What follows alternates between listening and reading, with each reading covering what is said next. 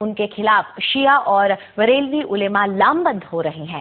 سرکار نے لکھنؤ میں ان کے لیکچر دینے پر روک لگا دی ہے اور اب ان کے خلاف فتویٰ بھی جاری ہو گیا ہے جس میں ان کے بھاشنوں کو حرام قرار دیا گیا ہے۔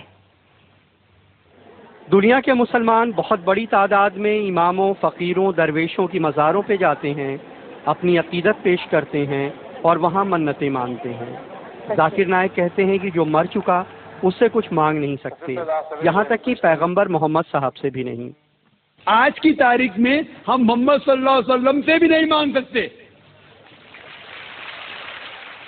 باقی لوگ کو تو چھوڑو، سنت اور باقی بابا لوگ کو چھوڑو، محمد صلی اللہ علیہ وسلم کو بھی ماننا ہمارے لیے حرام ہے۔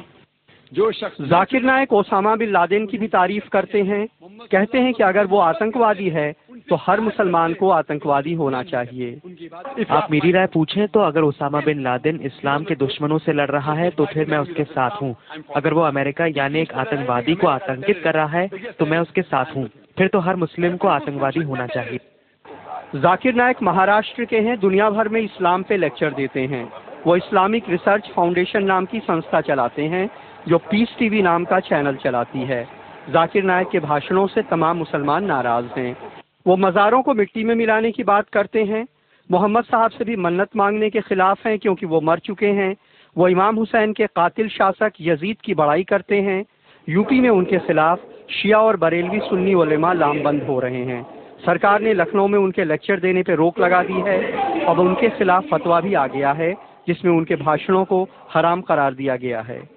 اگر اس کا عقیدہ ایسا ہے کہ نبی مردہ ہو کے مٹی میں مل گئے تو وہ کافر ہو گیا، اور جو لوگ اس عقیدے پر چلیں گے وہ بھی کافر ہو جائیں گے۔ حالانکہ ذاکر نائک کے سمرتھک اسے غلط نہیں سمجھتے ہیں۔ پوری دنیا میں مسلمانوں ہی میں الگ الگ عقیدے کے لوگ ہیں۔ ہر آدمی اپنے عقیدے کے حساب سے بات کہتا ہے اور ہم یہ سمجھتے ہیں کہ اس کو بات کہنے کا حق ہے۔ لیکن یہ حقیقت ہے کہ ذاکر نائک کے بھاشنوں نے مسلمانوں کو دو گٹوں میں بانٹ دیا ہے۔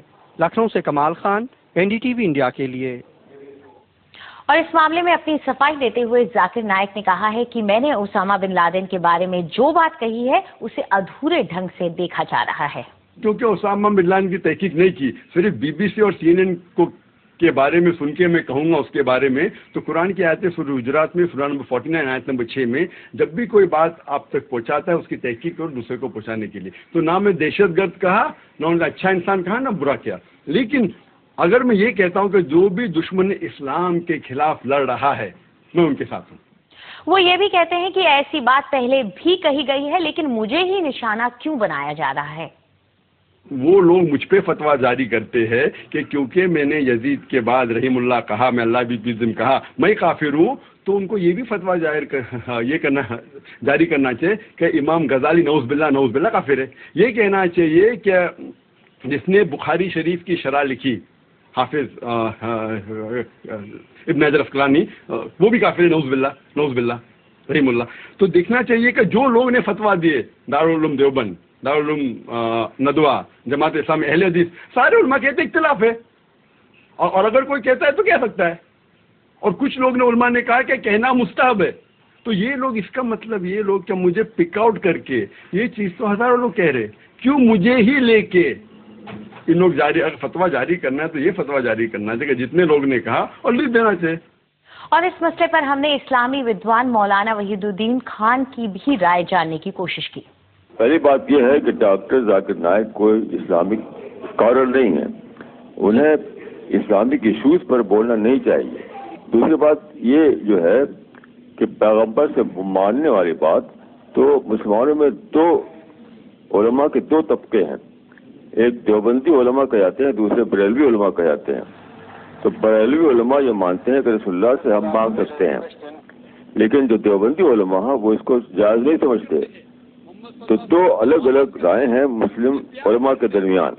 میں فتویٰ کے طریقے کو غلط سمجھتا ہوں۔ اگر کسی کو کسی کی رائے ٹھیک نہیں لگتی تو وہ اس کے لیے ریزن پیش کرے، ریزن قرآن اور حدیث سے ریفرنسز دے۔ فتویٰ لگانا یہ میں اس کو بہت غلط سمجھتا ہوں۔ کسی کو یہ ادھیکار نہیں ہے کہ کسی کے اوپر فتویٰ لگائے، یہ ادھیکار کسی کو ہے ہی نہیں۔ صرف یہ ادھیکار ہے کہ وہ اپنی بات کو قرآن اور حدیث کے ریفرنس کے ساتھ پیش کرے۔ جو اسلام کا نام لے اس کو संयम ہی برتنا چاہیے, چاہے اس کے اپنی رائے سے الگ دوسری کوئی رائے پیش کر رہا ہو. یعنی اسلام میں تو بہت زیادہ संयम برتنے پر دھیان دیا گیا, بہت زیادہ. تو جو لوگ संयम نہ برتے ہیں, فتویٰ لگانے لگے, وہ خود بھی غلط ہے. وہ وہیں اسلامی معاملوں کی جانکار اور پترکار سعدیہ دہلوی نے کہا کہ ذاکر نائک کے اوپر اس طرح کی لگام لگانا ضروری ہے. فتوے کا تو میں نہیں جانتی کہ فتویٰ دینا چاہیے, یہ تو علماء ہی بہتر جانتے ہیں.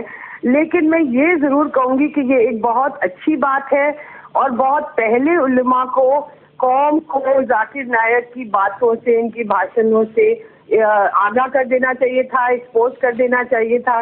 میں نے خود ان کے بھاشن سنے ہیں انٹرنیٹ پہ.